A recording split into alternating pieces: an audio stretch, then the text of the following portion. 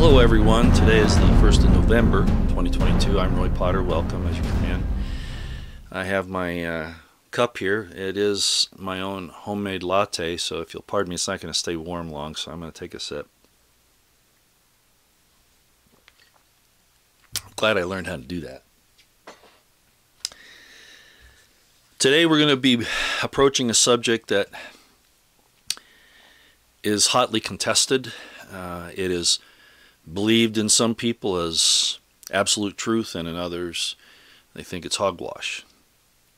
But the people surrounding this issue are people that we shouldn't trust just because of their station in ecclesiastical organizations.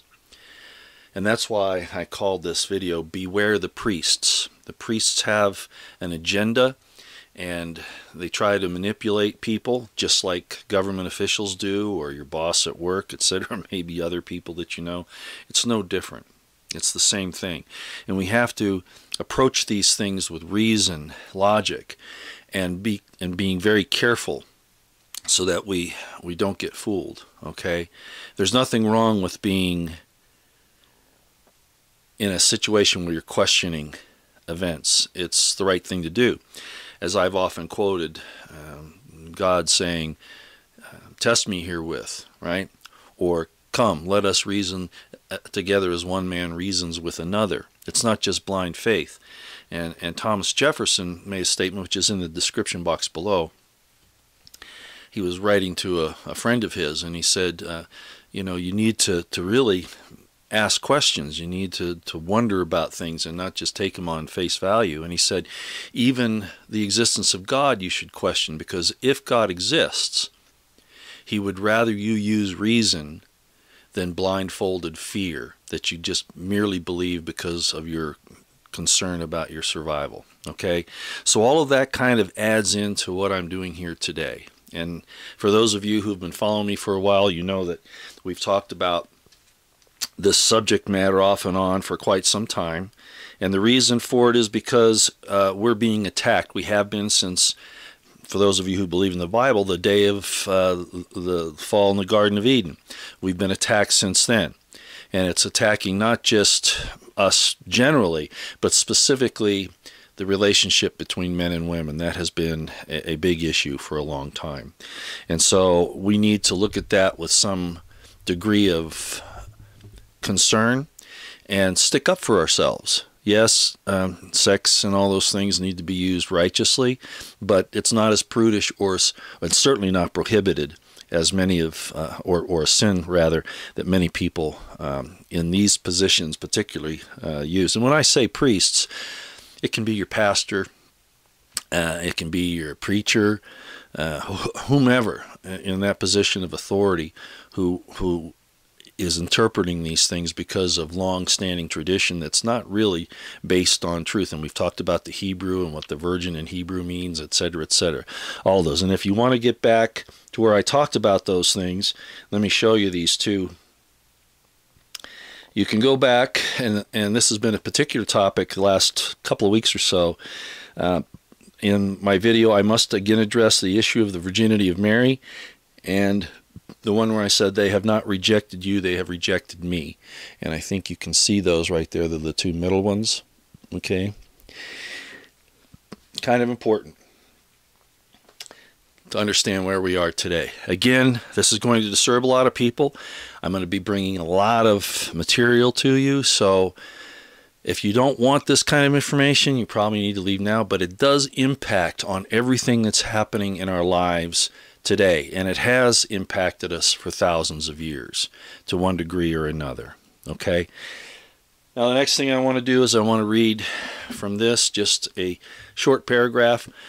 Dr. Robert Eisenman was my mentor. He is known as one of the foremost authorities on the Dead Sea Scrolls today. He took a view that was contrary to the traditionalist view, because they wanted to back off the Dead Sea Scrolls entirely to the Maccabean period, 50 to 100 years before some of the events in the Dead Sea Scrolls occurred, and certainly of the first century. And he showed that certain of the Dead Sea Scrolls were in fact written during the Roman occupation, not the Seleucid Greek occupation. And that was, and the Herodians with the Romans, and that was very important what he did. And he reviewed my book. I sent it to him, the manuscript, before it was published, to make sure that I was in line with things, I wasn't too far out.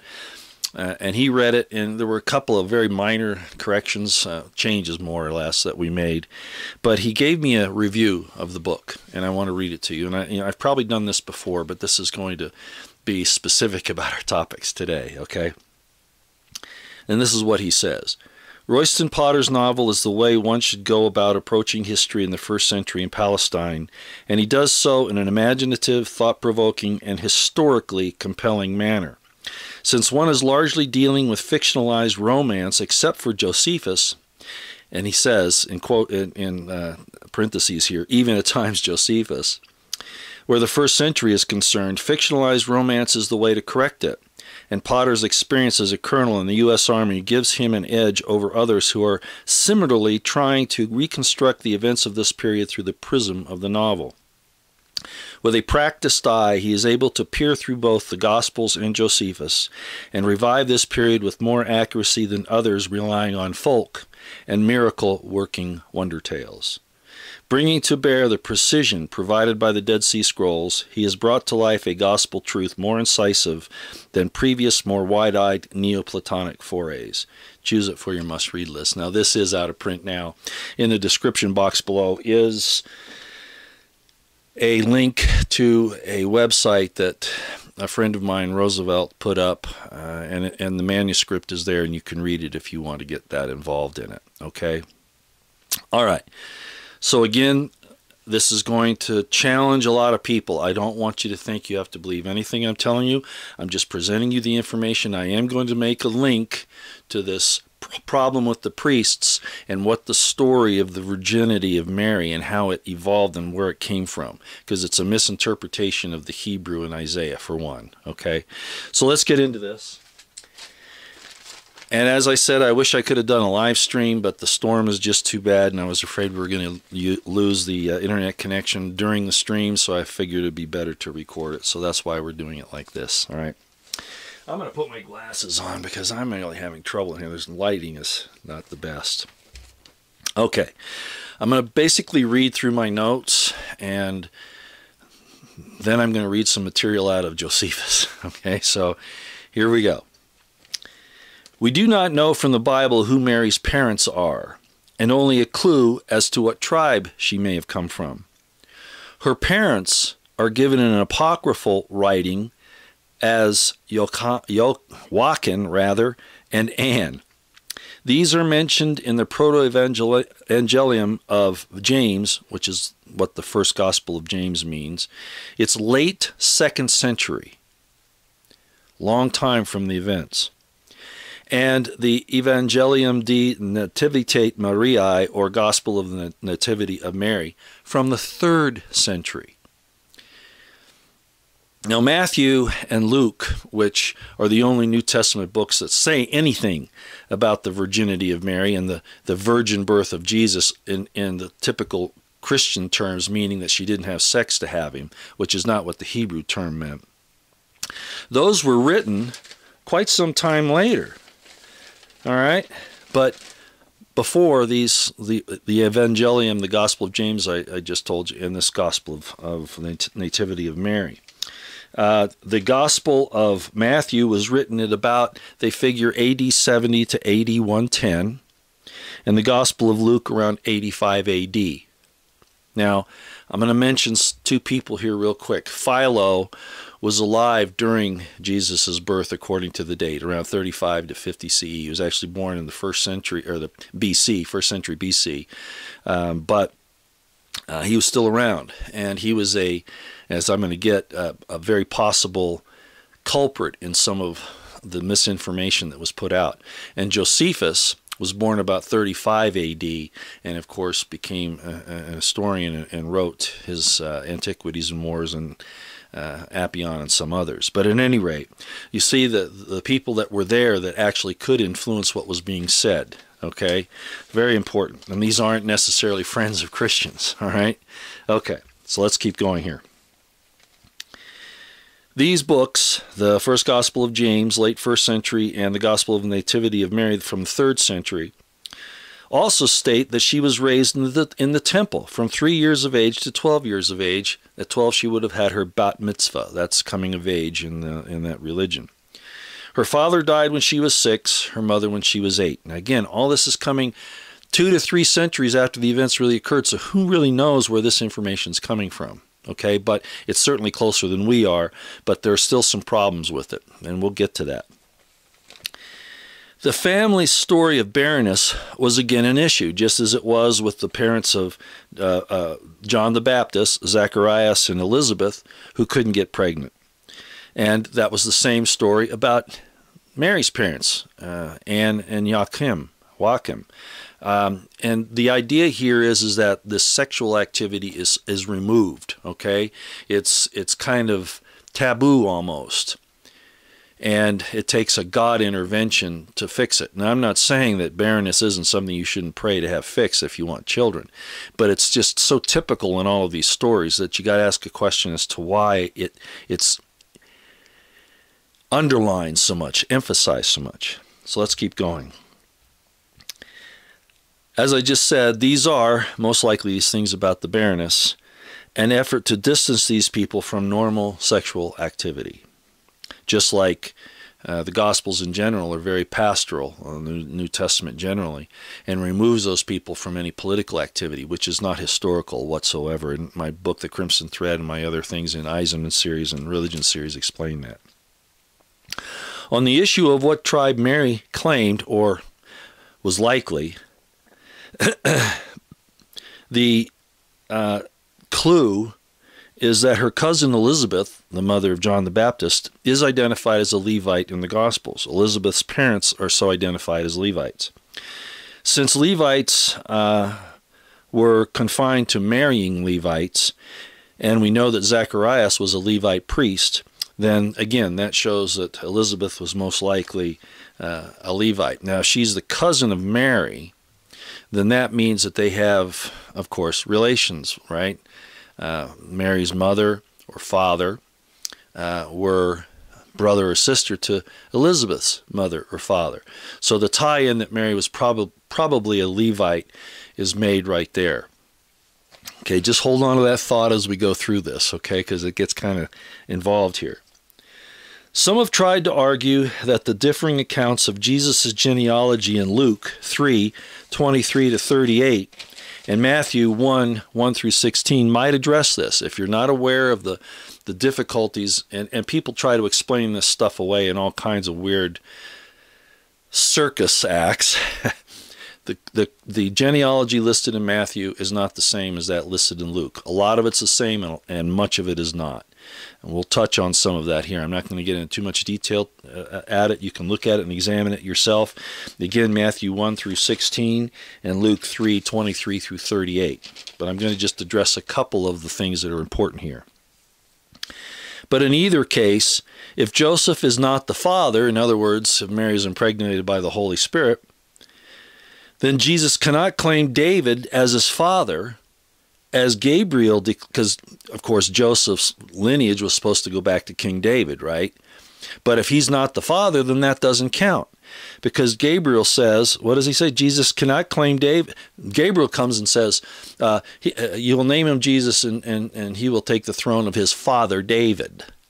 Well, David's not his father if his mother's Levite, and his father Joseph, his earthly father, quote unquote, didn't actually father him, but he was fathered by the Holy Spirit. You see the problem with Gabriel's statement here? So, and that claim, that announcement by Gabriel is made in Luke 1:32. So you see my point here? If Mary's a Levite, his father can't be King David. And if his father isn't Joseph, but the Holy Spirit, then his father's not David either. Right?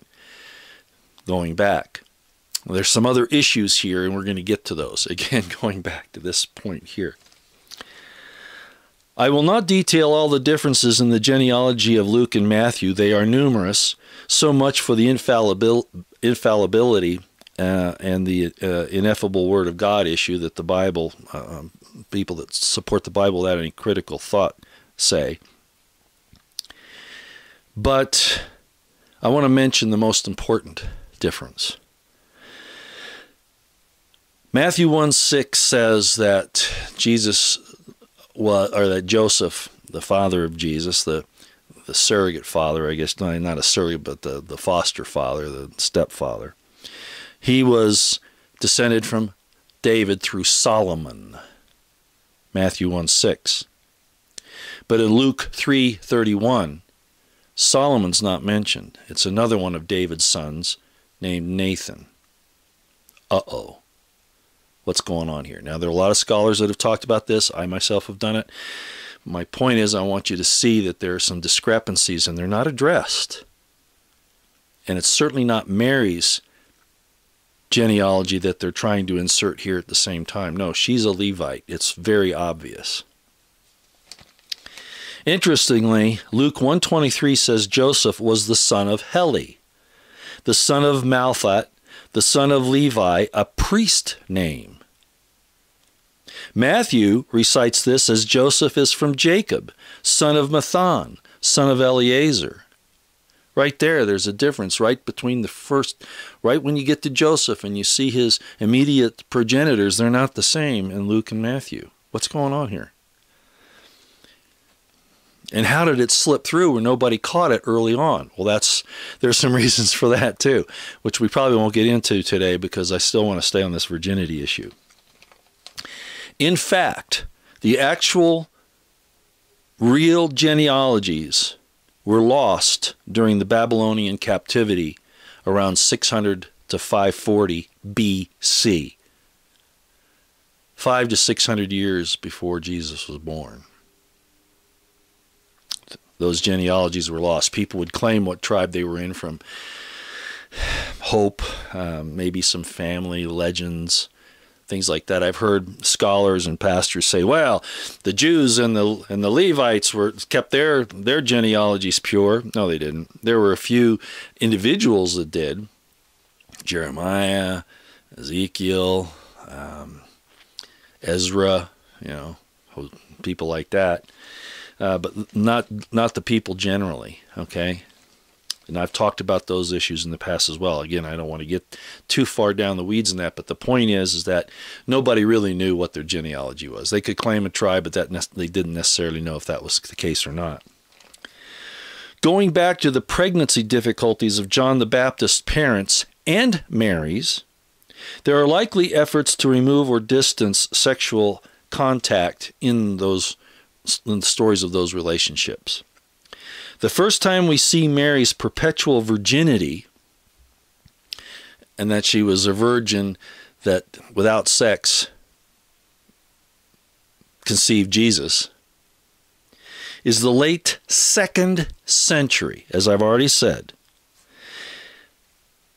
This is never discussed in any of the other New Testament texts other than Matthew and Luke, that she was a virgin in the sense of not having sex when she conceived Jesus.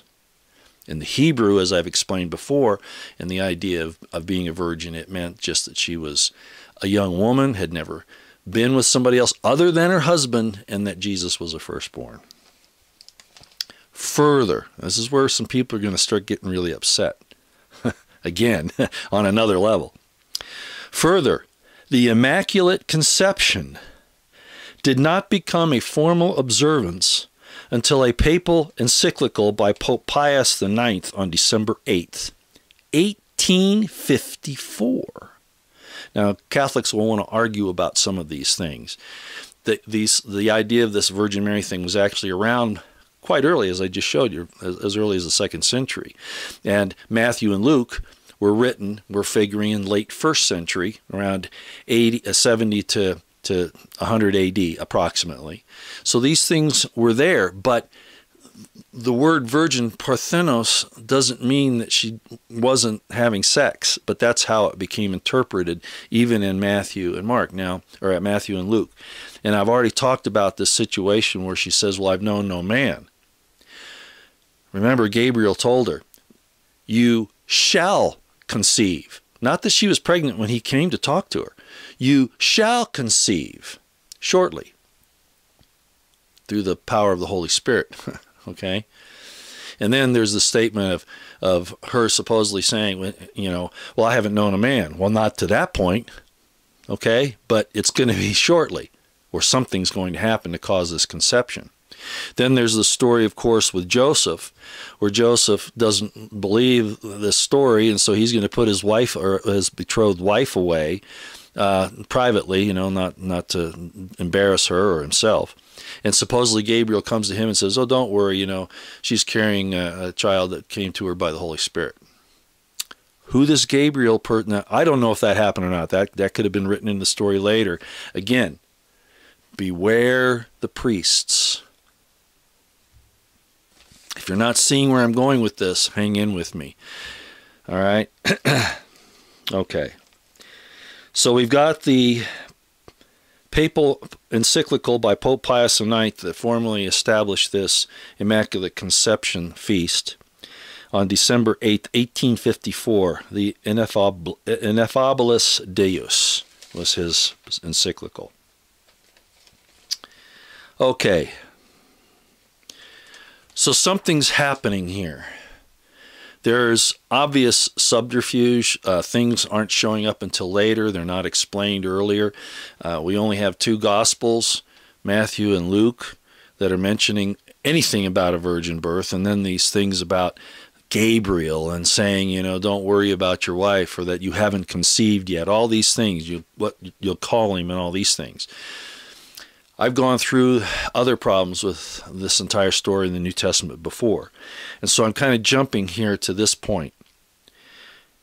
There's somebody messing around with the record as we have it in the New Testament. Those who likely had a hand in the subterfuge, and I've mentioned these before, some of them. Number one, Philo of Alexandria. He was a Hellenized Jew, and he wanted to Hellenize all Judaism so they would more readily fit into the Roman Empire. And he was very upset with the, as I've talked about before, the Messianic movement that was fighting Rome. He was concerned that they needed to somehow rein in those people. Okay? He wanted to Hellenize Judaism and, of course, early Christianity, the same thing. He lived from about 25 BC to about 50 AD. So in his older years, where he would have had some political power, he was a philosopher well known, he's right there where he could have influenced some of these people that were going to write these things later, or even having written something early on himself. Where did the Q document come from? And I'm not talking about Q of the time of President Trump. I'm talking about the Q document, which is, or the Book of Q, which they figure was kind of a central storyline that at least Matthew, Luke, and Mark drew from in writing their Gospels, not so much John, okay? But that those synoptic Gospels had some similarities that may have been pulled. Still some differences as people embellish the story, or as I've already shown with the genealogy, change things a little bit. But he's right there. Philo's right there where he could have influenced these things, along with some Roman and Jewish corroborators, I'll put it that way. Then we have Flavius Josephus, and we're going to read some stuff from him here in just a minute. He was a Levite priest. He was a priest. His father served in the temple. So being a priest, he would know a lot of the secrets. Da-da-da-da. Da-da-da-da. He wrote quite a bit. He was a historian for the Flavian emperors. He wrote the Jewish War in 70 to 75 AD, right around the time that Titus and Vespasian were destroying Jerusalem. And then he wrote the Antiquities approximately 15 to 20 years later, from 90 to 94 AD. And then he kind of disappears from the scene. You know, you get rid of the people that have covered up for you, you know, probably what happened to him. But again, he was a priest. All right, very important to remember. And as I've just mentioned, there were also unknown individuals in the Roman imperial family. As I mentioned before, the fish sign was not a Christian sign. It was one of the signs, one of the placards for the Flavian family on their ensigns. Okay, it had nothing to do with Christianity. It was Flavians. It was Vespasian and Titus and those people who were emperors of Rome. That's what the fish sign was all about. Then there were Jewish aristocrats, as I just mentioned. Philo and probably others were priests, and I'll even throw Paul, the Apostle Paul, so-called Apostle Paul, into that mix. And any of you who followed me for a while know that I'm very suspicious of Paul. I won't go into that tonight. Interestingly enough, though, he never talks about the virgin birth, and neither does James. Nobody else does, except for Matthew and Luke. And then those apocryphal things that came up later. And possibly in this Q document that Matthew was drawn from and Luke was drawn from. Again, good source possibility was Philo in that regard, trying to Hellenize Judaism. Okay, and then Justin Martyr. Justin Martyr, I have a hard time with him because I think he was a very good man, Justin Martyr. I mean, even by his name, you kind of know it. He lived from AD 100 to about AD 165. So 60 years after Jesus on up to, 100 years after Jesus. And again, he seemed to have some familiarity with some of the contents of Matthew and Luke and possibly even Mark. And that's why I say he probably had this Q document. Where he got it, nobody knows.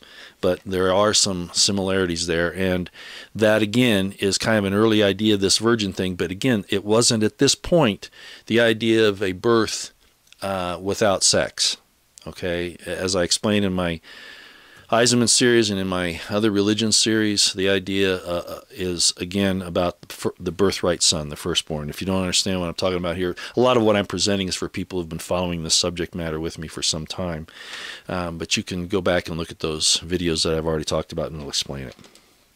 Okay, now we get to the meat of this right here.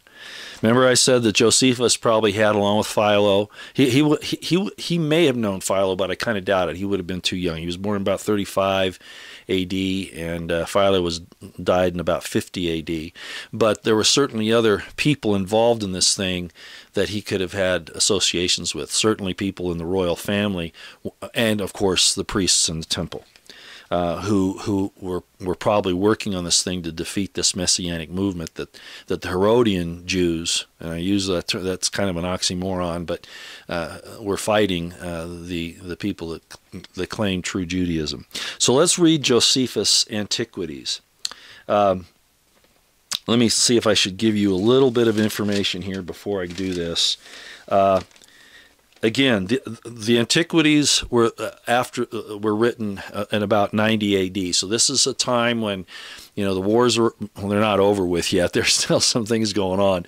But Josephus feels like he can come out and say some things that he couldn't say earlier for various reasons. One, it's going to be pretty obvious here in a minute. All right, remember, Mary was said to have been raised in the temple. I don't know if that was true or not.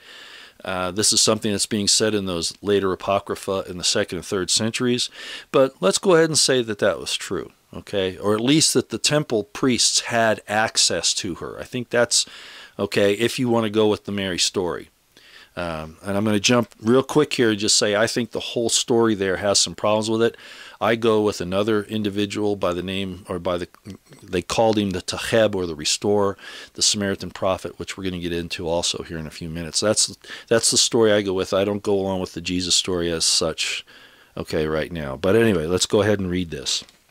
So I've got Josephus here, and we're going to read this. Now this is going to be a few minutes, so just follow along, not necessarily in your Josephus, you may not have one, but let's go ahead and start. Let's look at Book 18, of Jewish Antiquities and read chapter 3, and we're going to go to paragraph 3. For those of you who use the old system of Josephus, that'll be chapter 3, subparagraph 63. Let's read what it says. There's some questions as to whether Josephus put this in here, or if he did it with tongue-in-cheek, or if it was added later. We don't know because we don't have the original copies of Josephus. But I've come to another conclusion over the years, and you'll see what that is here. And it's going to have to do with this Mary in the temple business. So this is verse 3, or paragraph 3 of chapter 3 of Josephus in Jewish Antiquities, Book 18, and this is what it says.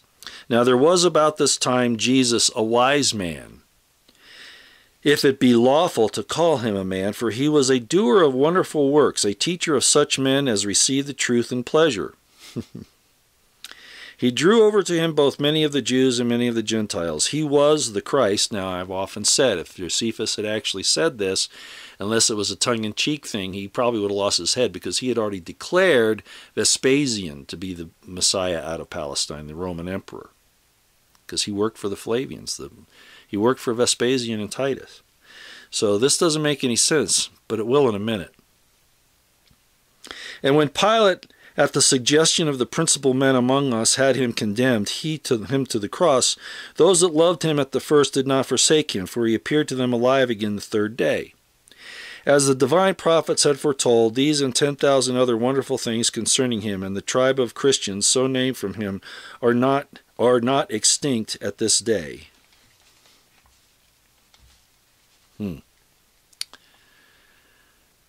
What's going on here? Before I go to the next portion that follows that, immediately follows it, I want to go read just a couple of other things. Let's go to Book 20 and read chapter 9, paragraph 1. This is where Josephus talks about Jesus' brother James. Now, in his autobiography, basically, Josephus talks about meeting a guy by the name of Bannus, a bather. In other words, somebody who practiced baptism, or at least was getting into what's called a mitzvah. That's where they go in and they clean themselves. Okay, they bathe several times a day. Mikvah, I'm sorry, mikvah, not mitzvah. Mikvah, getting things tossed around here. This is chapter 9. Let's look at, for those of you who use the old system, it's paragraph 199, or it's in verse 1 here. Let's read this, chapter 9, 1, but we're going to come down to 199. But this younger Ananias, who, as we have told you already, took the high priesthood, was a bold man in his temper and very insolent.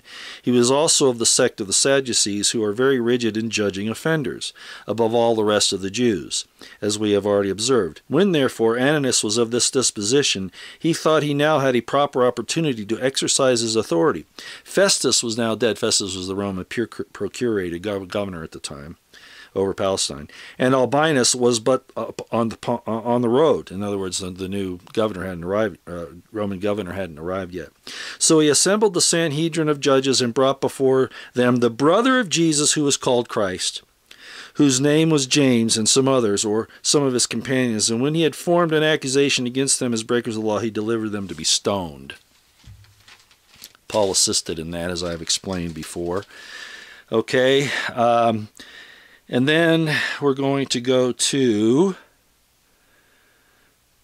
back to Book 18, and this is going to be where the real meat of what I'm discussing here, where I'm taking you, is coming.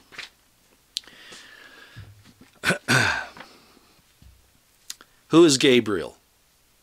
Was it really this ethereal angel that just appears out of nowhere, and even makes the mistake, apparently, of saying that Jesus' father is David?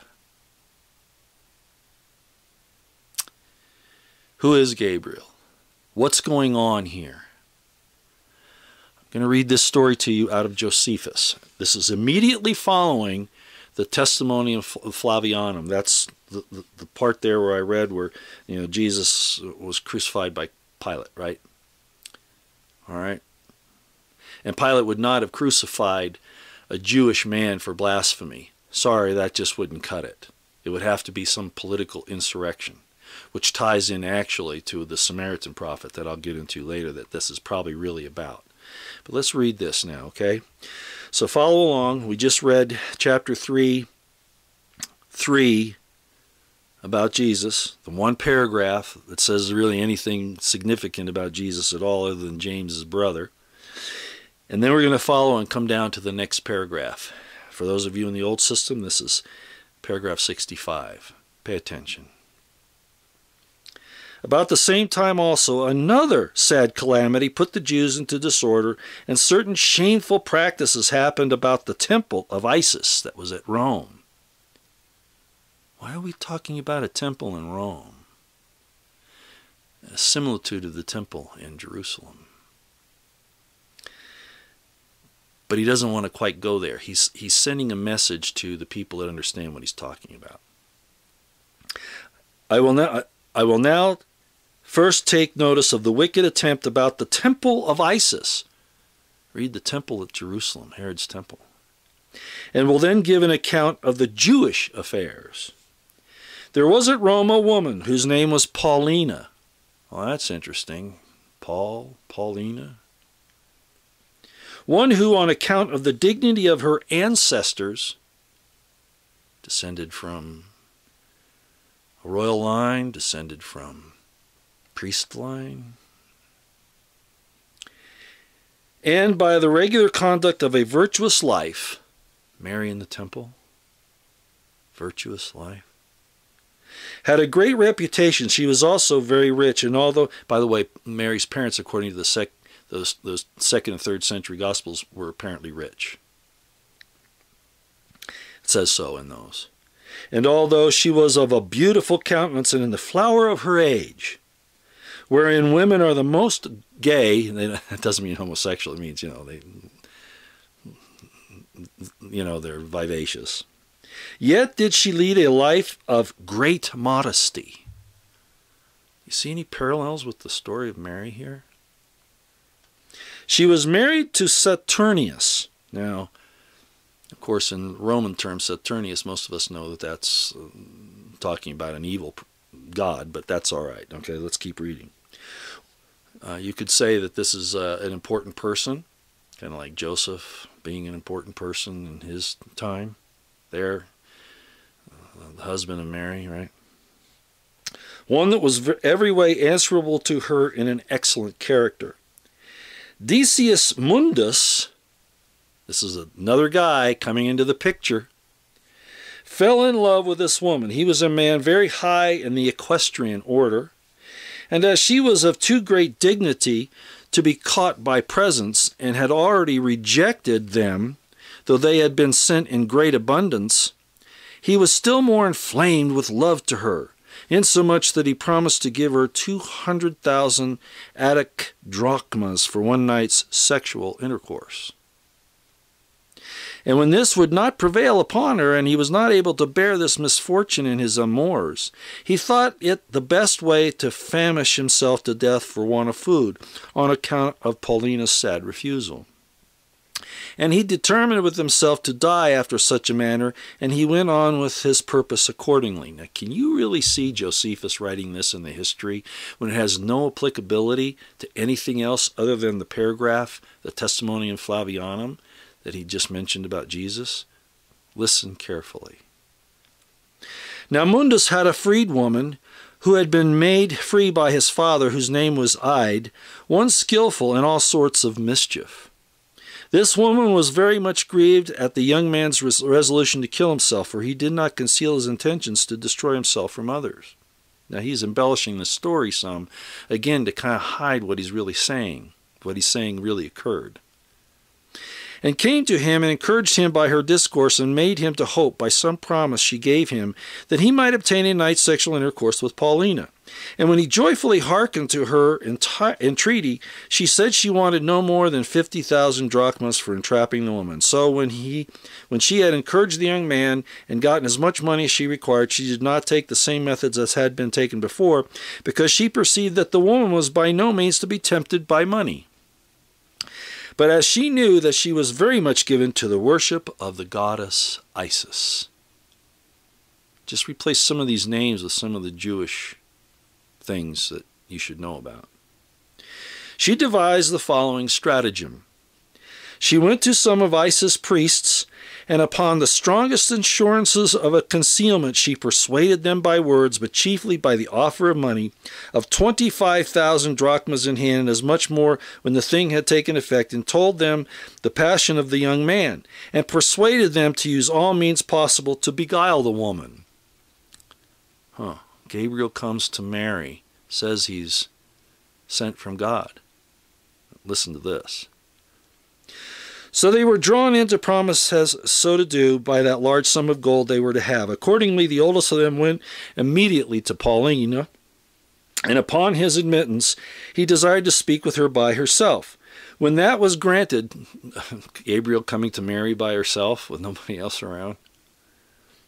When that was granted him, he told her that he was sent by the god Anubis, who has fallen in love with her, and directed her to come to him. Upon this, she took the message very kindly, and valued herself greatly upon the condescension of Anubis, and told her husband that she had a message sent her, and was to dine and lie with Anubis. So he agreed to her acceptance of the offer, as fully satisfied with the chastity of his wife. Gabriel coming to Joseph and saying, hey, don't worry. You know, what's conceived in her is of the Holy Ghost. Don't worry about it. It's okay. Oh, okay. I accept that. Do you see the parallels in this story? Accordingly, she went to the temple, and after she had dined there, and it was the hour to go to sleep, the priest shut the doors of the temple. When in the holy part of it, the lights were also put out. Then did Mundus, this Roman guy, posing as the god Anubis, as it's going to turn out, leap out, for he was hidden therein, and did not fail to enjoy her, who was at his service all the night long, as supposing he was the god. And when he was gone away, which was before those priests who knew nothing of this stratagem were stirring, Paulina came early to her husband and told him how the god Anubis had appeared to her. Among her friends also she declared how great a value she put upon this favor, who partly disbelieved the thing when they reflected on its nature, and partly were amazed at it, as having no pretense for not believing it when they considered the modesty and the dignity of the person. But now on the third day after what had been done, Mundus met Paulina and said, Nay, Paulina, you have saved me 200,000 drachmas, which sum you might have added to your own family.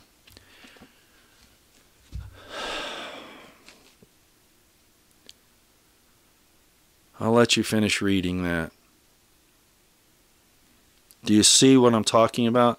Is it starting to click here? Josephus also described himself in his biography as being so wise that even the high priests and the priests of the temple would seek him out for his wisdom in dealing with the Torah and other things. Doesn't that sound like another story about Jesus, that he talked to the elders at the temple, the priests and all that, and confounded them as a young boy at 12, which is exactly the age that Josephus says he was doing that exact same thing. He's writing this story of Mundus and Paulina in about 90 A.D., and it comes right after his little pronouncement there of the Testimonium Flavianum, which just means the testimony of the Flavians. So it's not even, Josephus is Flavius Josephus, because he was adopted into the imperial royal family.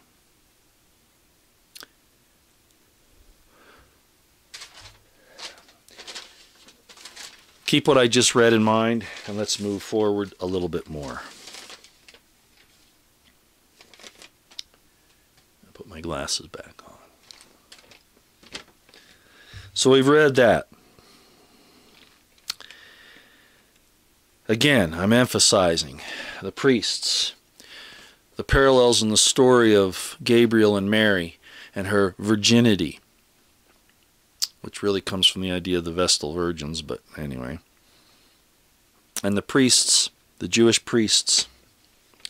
Josephus was a priest. He is revealing the inside story of Mary.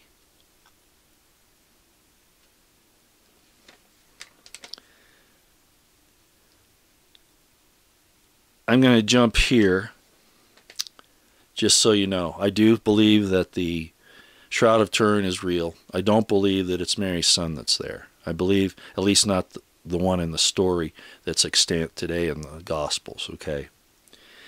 The real person was the Samaritan prophet, who Pilate did crucify, and there are plenty of things about that. Josephus mentions that, who was a political insurrectionist, and they claimed him so to be. He's not called the Taheb, which means the Samaritan word for restorer. He's called the Samaritan prophet, and that's in Josephus Antiquities 18:4-1, or in the other paragraphs 85 to 87. Let me read that just so you know, and I've referred to this before, and in the description box below is information on a lot of this stuff, okay? The Jefferson quote, the Antiquities quotes, the Crimson Thread in my book is in the description box. The link to it, as well as some information on the Samaritan prophet, which we're going to read right now. 18:4-1-492. Okay, let's read about the Samaritan prophet in Josephus and what it says. So this is following the Jesus story too, because they're practically contemporaneous. This supposed thing that happened to Jesus, and then the whole story of Mundus and Paulina, and the similarities between Gabriel and the temple priests, and the parallels there are just too striking. This is in chapter 4. This is the same time period that the Samaritan prophet suffered his fate. Let's read it. But the nation of the Samaritans did not, this is again chapter 4 of book 18. This is chapter 4 of book 18:1, or for those of you who use the old system, starting at paragraph 85. But the nation of the Samaritans did not escape without disturbances. The man who excited them to it was one who thought lying a thing of little consequence, and who contrived everything so that the multitude might be pleased. So he directed them to get together upon Mount Gerizim, which is by them looked upon as the most holy of the mountains. Sometime in the future, I'll give you some information on the difference between Mount Hermon and the area around Jerusalem. In other words, the difference between Zion and Sion. We'll talk about that sometime. And assured them that when they were come there, he would show them those sacred vessels which were laid under that place, because Moses put them there. So they came there armed. Pilate had no reason to crucify Jesus for blasphemy. As a matter of fact, it would have been unlawful for him to do so. But the story of what happens to a political insurrectionist is crucifixion, and Pilate gets in trouble for this incident. So they came there armed, and thought the discourse of the man probable. And as they abode at a certain village which was called Tirathaba, they got the rest together to them, and desired to go up to the mountain in a great multitude together. But Pilate prevented their going up by seizing the roads with a great band of horsemen and footmen, who fell upon those that were gotten there in the village. And when it came to an action, some of them they killed, and others of them they put to flight, and took a great many alive, the principal of which, and also the most potent of those that fled away, Pilate ordered to be killed. In other words, that leader, the Samaritan prophet, he crucified.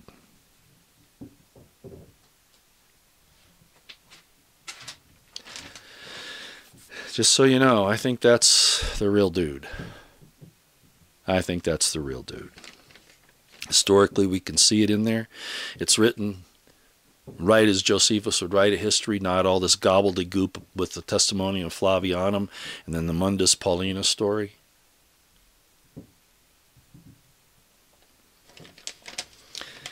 Okay, and there's some other things in the Dead Sea Scrolls that lead me to believe that as well, and to go down that path. There was this consternation between those who insisted they were from Judah and had a right because of King David to have the throne, and those who said otherwise. And those otherwise are I've talked about before.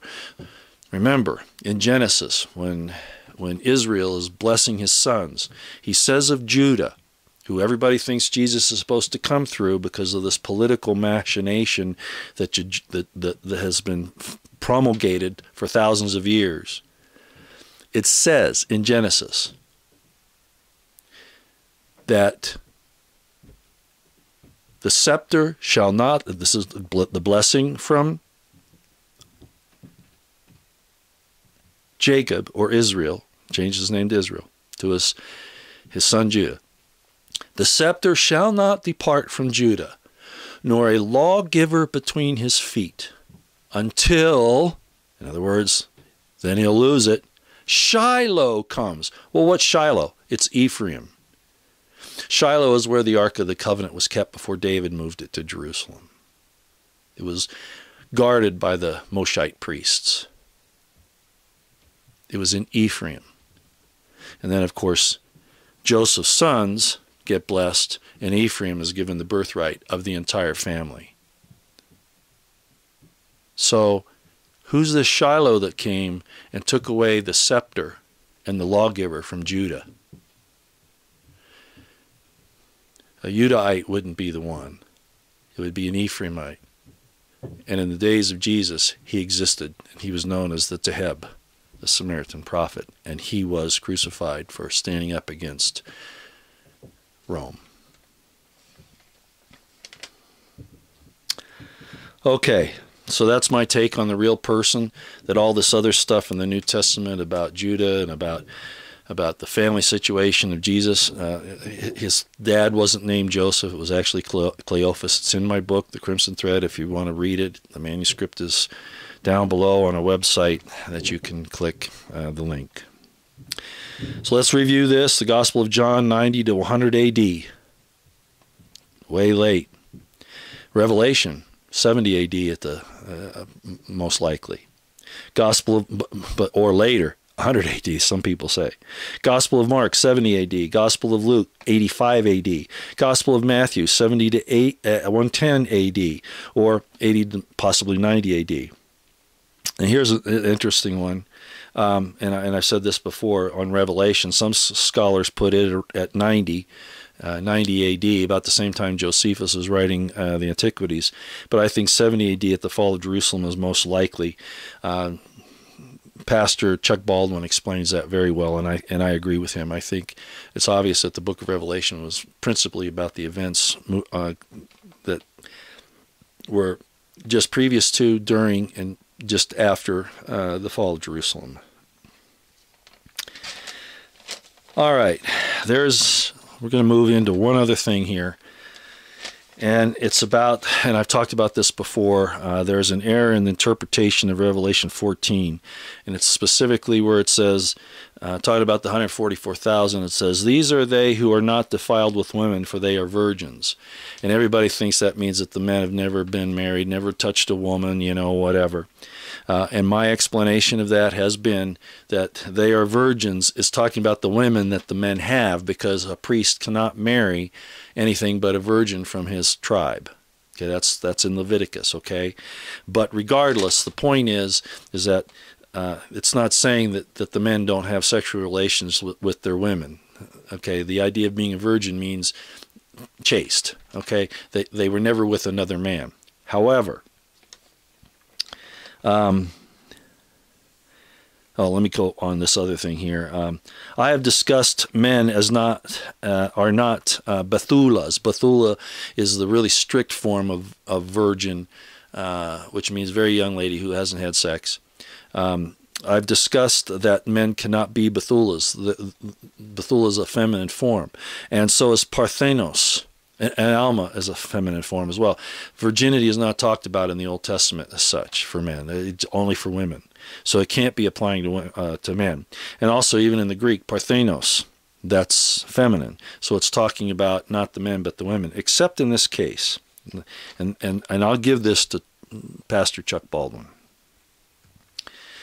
Thus the women, as I just said, are either virgins, or as Pastor Chuck Baldwin has presented, this was a symbol only that the people as a whole, particularly the men, because Israel, you number the men, not the women and children, had not worshipped false gods or idols, which would be adultery against God or fornication against God. So in that regard, they are virgins. In other words, moving that symbol of being only loyal to your husband, the men had always been loyal only to God. Therefore, they were virgins in the sense that they had never worshipped false gods or idols. Why do I say that? I don't think Chuck Baldwin got into this, but I'm going to read it to you. There are two scriptures that give credence to this. So, again, the point of this whole thing is that sexual activity is not a sin. It requires righteousness, it requires responsibility, preferably a marriage, but there are even certain circumstances where that's not exactly required. We just read one, Gabriel, coming to Mary, what was going on there, and I'm going to spell that out for you a little bit more, but think about the Mundus and Paulina story. Let's read in Daniel, chapter, I got to pull this up, so it's chapter 11, verse 37.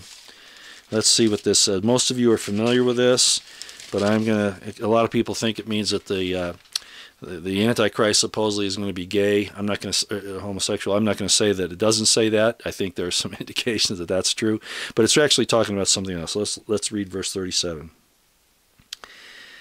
Okay, we'll start at 36. So I'm in Daniel 11, starting at verse 36. And the king shall do according to his will.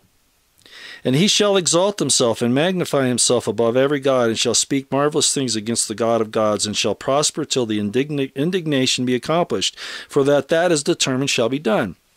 Neither shall he regard the God of his fathers, nor the desire of women, nor regard any god, for he shall magnify himself above all.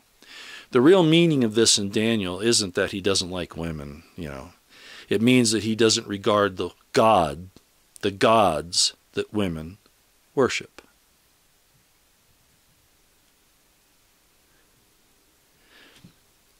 In other words, he's not a virgin in the sense that he is an idolater. He has fornicated, committed adultery against God. Let's go to one more to prove my point. Let's go to James 4:4 because it shows up in the New Testament. And there are others, okay? But these are the ones that I think give you a real good handle on what's going on here. So we're going to go to James 4:4.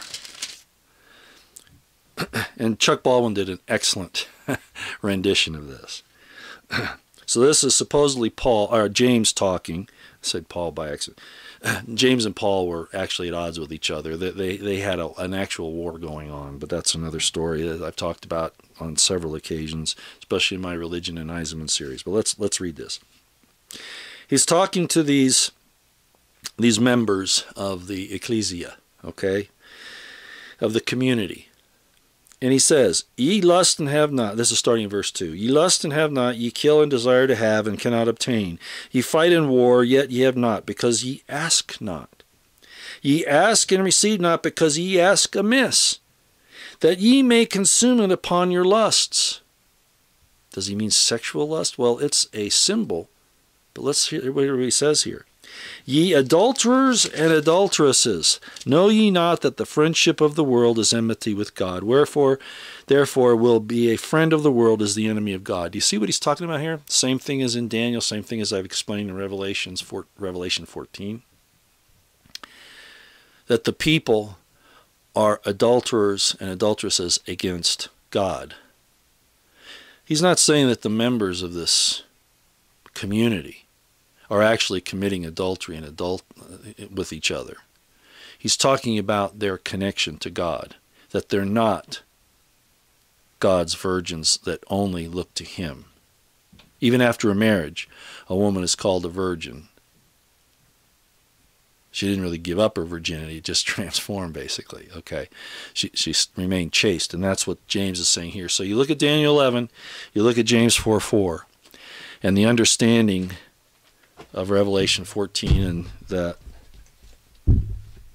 it says that these are they who are not defiled with women, for they are virgins. It's what it's really saying, and you can look at it both ways. First of all, men aren't virgins in any sense anywhere, other than in their relationship, as James just pointed out, and as Daniel pointed out, with God. If they're committing adultery against God, then they have, or fornication against God, then they are not virgins in that sense. But men are not called virgins.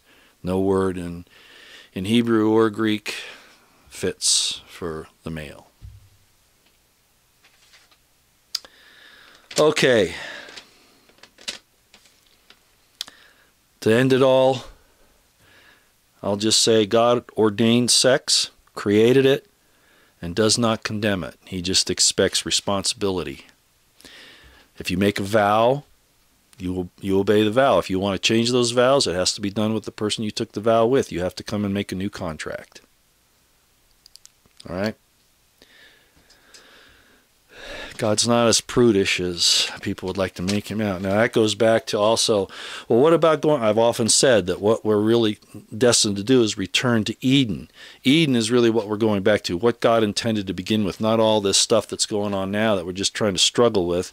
You know, we have spouses die, you know, then we look for some other companionship, or, you know, there's infidelity or whatever. But the real effort is to get back to Eden. Now, Pastor Baldwin and most people would say, well, that's one man with one woman. I wouldn't object to that, but I don't really think that that's all there is to it in the text. And I've talked about this before, and I'm just going to mention this, okay? I've talked about how the early sages, when they were looking at Genesis, they said that Eve was not one woman, it was three. And I've shown you in the Hebrew how that would work. Well, it's interesting. Three women, if Eve were three women, one being Lilith, one being Sarah, one being Phoebe, that's what the names that they give them. So now the one woman, one man thing, what's happened there, right? Well, maybe the chronology is a little messed up, I'm not sure, but it also says, remember, in the curse given to Eve, that she would, that her desire would be to her husband, and he would rule over her, and that God would greatly multiply her sorrow in conception. Well, how can you greatly multiply something that she hadn't already done? And what does it mean that now she's going to have the desire of her husband? Did she not before? Did he not rule over her before? What was the condition of those people? I'm not going to fully explain that. I don't know if I could. But again, as I've talked about in some of these presentations, the early sages believed that there were three women in the name Eve: Sarah, Lilith, and Phoebe. Lilith was the one that followed the deal with having a child, a male child, without her lawful male counterpart, however you want to view that. But the point here is that in Eden, there may be some other arrangements of marriage other than just male and female paired. I'm just saying. There's some indications to that. But where I want to go with this is here. I've looked this up, in a number of ways, and there's some disagreement. Some people say more. Some people, and I'm talking about scholars, scientists, biologists, geneticists, and all that. But in general, interestingly, there are only three basic races of human beings: Caucasoid, Negroid, and Mongoloid. Again, there'll be others that expand it, especially the Mongoloid one and the Negroid one, into Australoid and some others. But basically, there are three races: Caucasoid, Negroid, Mongoloid. Isn't it interesting that the early Jewish sages, Israelite sages, said that there were three women that Adam brought forth progeny through, each one bringing forth a different race? And they make the issue, a lot of people make the issue that when God says that I will put enmity between your seed and the seed of the woman, that seed is speaking of just Christ, just that one male individual. Well, according to the story of Genesis, where did Eve originate from? According to the Genesis story, originated from the rib of Adam. In other words, Adam had XY chromosomes. Somehow his XX chromosomes were used to make the woman. But her seed, her DNA, came from Adam. So in fact, when God told Eve that, and the serpent, that her seed and the serpent's seed would be at enmity, and that although the serpent's seed would be able to bruise his heel, he would crush Eve's seed would crush his head. There were a lot of similarities. I keep saying Eve and Mary because there are people that interchange those, that Mary was the new Eve. But at any rate, and there's some truth to that, I think. That's the story for another time, at least the Teheb's wife. But at any rate, so essentially what that's really saying, because Eve came from Adam, was that his seed, it's actually Adam and his line that they're talking about, which then makes sense because it follows through with Abel, who was killed, then he was replaced with Seth, then the line of the patriarchs, and then Abraham, etc., on down, right? All right. I told you this was going to be long. I wasn't kidding, was I? Okay, and I was afraid if I did the live stream that it might be interrupted because of the windstorm. I'm throwing some things out here, and I'm still not being totally open about it, but I think if you can reasonably, add 1 + 1 + 1, you'll see what the priests are about. We have Josephus, a priest. We have this thing happening in the temple according to these 2nd and 3rd century manuscripts about Mary being in the temple. The idea of virginity coming out of totally at odds with everything that Hebraic virginity meant. And the priests today are still out there manipulating things. If you want to see, there are priests that do well and do good things. There are pastors that do good things. But there are those that have agendas. And in this situation that I am now laying out, at least Josephus was saying, and again, I think Philo was involved at some point earlier on, as were certain Roman and Jewish aristocrats, priesthoods, etc.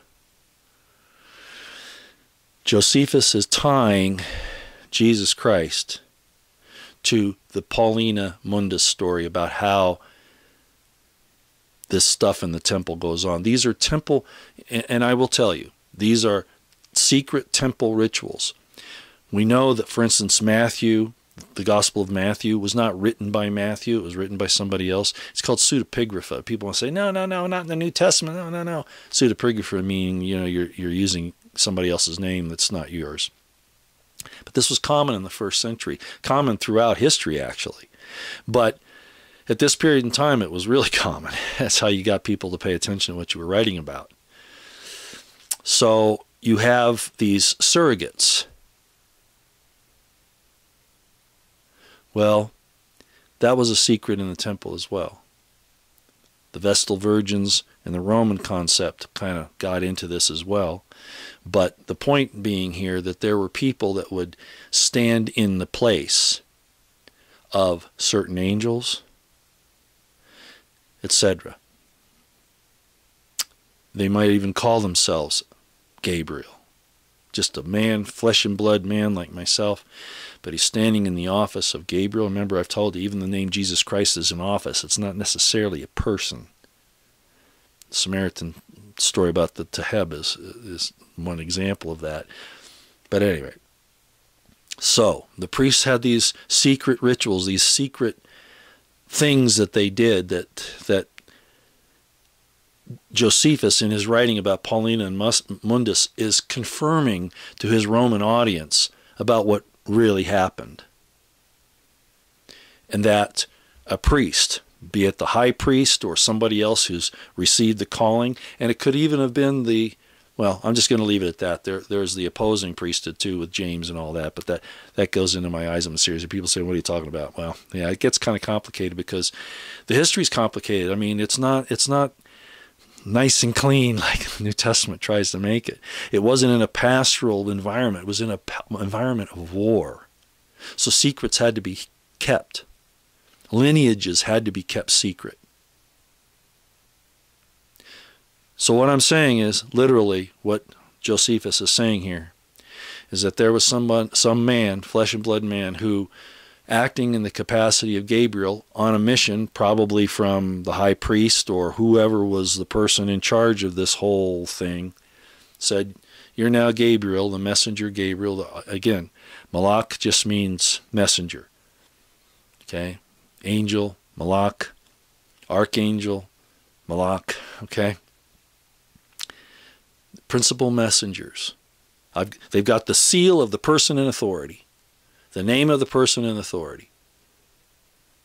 Remember I told you also that there was the situation in Exodus where God said his name is I will be whom I will be, and I'll write my name upon them, and then you need to listen to that person when I give him my name. Here we are with Gabriel, the person claiming to be Gabriel. Then the next question is, well then, who was it that impregnated Mary? Well, if Gabriel says it's that his father is going to be David, if that's the case, then it's somebody that they consider to have been actually through the lineage. It could have still been Joseph, or in my situation where I decided it's a guy by the name of Cleophas. But regardless of that, whatever it was that they set up, if the whole story has any merit at all, it was another man who came and did this with Mary, like in the Mundus story.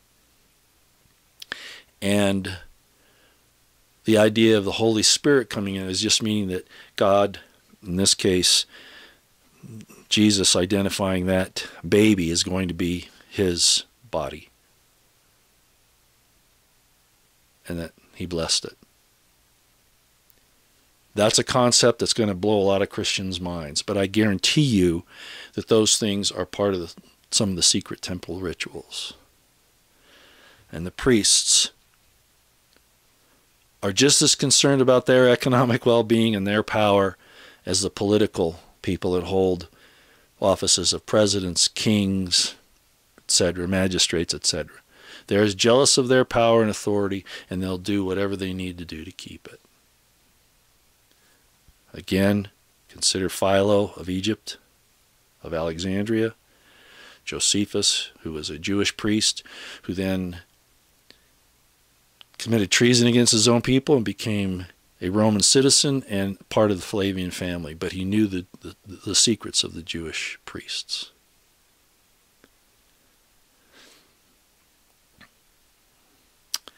With all that's being said, again, what I'm saying is, Mary was not impregnated by anything but another flesh and blood man. And there's been all of this movement to try to hide that fact. God will always use what he's set up. He wouldn't have gone to the trouble of all those genealogies, if you believe the Bible, showing the line. And I know there are problems, with Judah and Tamar, and I know all those different difficulties, Bathsheba and David. I understand that. But the point is that those genealogies were important to somebody. God set it up so that there would be a union of men and women. Could God create a child by just making a woman pregnant without that? I'm not saying he couldn't. I'm saying he wouldn't. Because that's not according to his blueprint.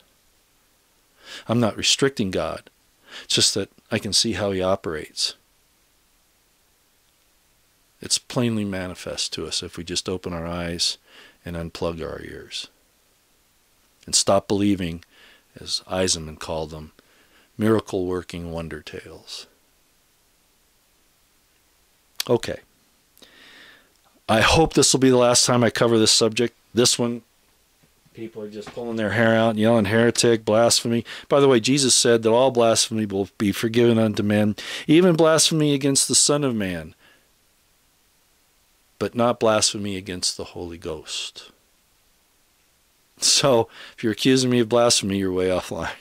And frankly, if you're accusing me of heresy, you're offline too. But that's a matter of opinion. Maybe I think you're the heretics that hold these dogmas and these doctrines and then even burn people at the stake, cut off their heads, cut out their tongues, cut off their ears, cut off their genitals, because you're trying to save them. Their body doesn't matter. You're trying to save their soul, so you inflict all this horrible thing on them. That's the history of much of Christianity. Yeah, they were victims too. Oh, certainly. And then there are those people who have this problem with the Masons. Why did the Masons come about? Why did the Templars come about?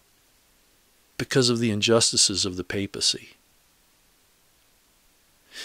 And apparently the Templars found something in Jerusalem that they knew that the extant versions of the Gospels were not really true, and the doctrines of the church in the same regard. And then when the papacy found out that they knew these things, they became the enemy. And they may have set up another system, tried to. You know, we could talk about the story of the Templars and what happened there. But there'll be arguments on both sides. All I'm saying is that I don't think that those who ignore their own culpability and accept that the Templars and the Masons should receive all the blame are really being honest about what happened. Am I a Mason? No. All right, just so you know. I'm an historian. I'm a scriptorian. I've studied these things for decades. I'm really neutral in the thing, but I do have my particular take on the matter because of my experience and what I've seen, what I've studied, but mostly what I've seen. Beware the priests. Beware the priests. Keep your eyes on the horizon, your ears to the ground, situational awareness on high. Not going to talk about the world situation today. It's crazy. We're headed down a bad way.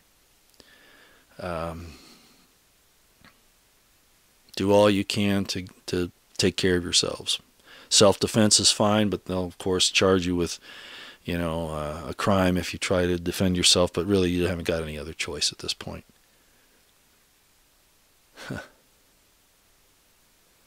Remember the Mundus Paulina story and how it relates to coming right after the Testimonium Flavianum about Jesus.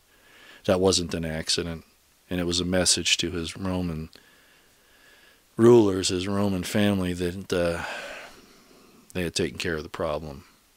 Messianic movement was destroyed, and then they pretty much finished it off in the Bar Kokhba rebellion of 135 AD. And Constantine formulated the Christian church, the Catholics, and pushed all this that doesn't really mesh with the history upon the world. I know I'll be hated for a lot of this, but at least I got it off my chest now. You have the evidence, you have the information. Some of it's circumstantial, some of it's prima facie, whatever. You take it and you do with it as you will. I'll try to do a Q&A sometime, maybe tonight even, if this goes up all right, or in the next couple of days. Okay, out for now.